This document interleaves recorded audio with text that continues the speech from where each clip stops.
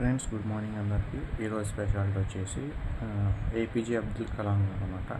APJ Abdul Kalam గారిది 10th death day. ఆయన పుట్టింది వచ్చేసి 1931, చనిపోయింది వచ్చేసి జూలై 27, 2015 అనమాట. ఆయన 2002 నుంచి 2007 వరకు మన ఇండియన్ ప్రెసిడెంట్ కూడా చేశారు. ఆయన ఏరోస్పేస్లో సైంటిస్ట్ అనమాట. అండ్ ఫిజిక్స్ కూడా బాగా వచ్చాయి ఆయనకి. అండ్ ఆయన చాలా బుక్స్ కూడా రాశారు. అలా ఫాదరు ముందు తెలిసిందే మనకి స్టోరీ లైన్ పేపర్లు వేసేవాళ్ళు ఇట్లా అనమాట.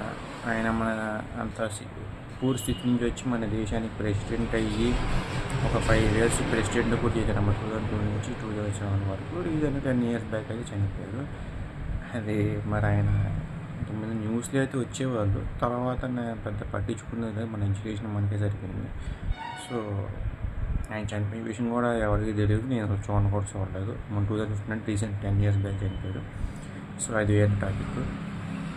సో ఈరోజు ఏపీజే అబ్దుల్ కలాం గారి డెత్ డే సందర్భంగా ఆయనకి నివాళులు అర్పిద్దాం. జోహార్ సార్, మన సెల్యూట్ యూ.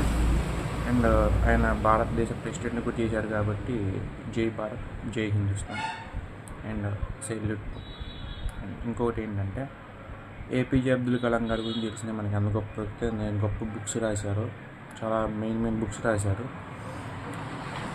ఇప్పుడు ఏపీజే ఫుల్ ఫామ్ చెప్పి అంటే అది నోరు తిరగట్లేదు. నేను మీకు డిస్క్రిప్షన్లో పెడతాను, అది ఫుల్ ఫామ్ ఏంటి ఏపీజే అని చెప్పి. అబ్దుల్ కలాం అయితే మనకి నోట్ తెలిసిన పేరు కాబట్టి అబ్దుల్ కలాం అనమాట. ఆయన 83 years ఏజ్లో చనిపోయాడు. 83 నుండి 84కి వెళ్ళినట్టున్నారు, చనిపోయారు ఏదన్నమాట. అంటే 931 అంటే అక్కడ 69, అది 15, 84 మ్యాక్సిమం. అంటే 83 కంప్లీట్ 84 కాబట్టి నార్మల్ 83 years ఇచ్చారు. అది మ్యాటర్. ఇంత నుంచి ఏం చెప్పడానికి కూడా పెద్ద ఏం లేదు. అండ్ ఆయన మర్చిపోయిన, ఆయన పుట్టింది వచ్చేసి రామేశ్వరం, చనిపోయింది వచ్చేసి Meghalaya, Shillong. Rameswaram in Tamil Nadu, Meghalaya Shillong in Meghalaya state. Thank you.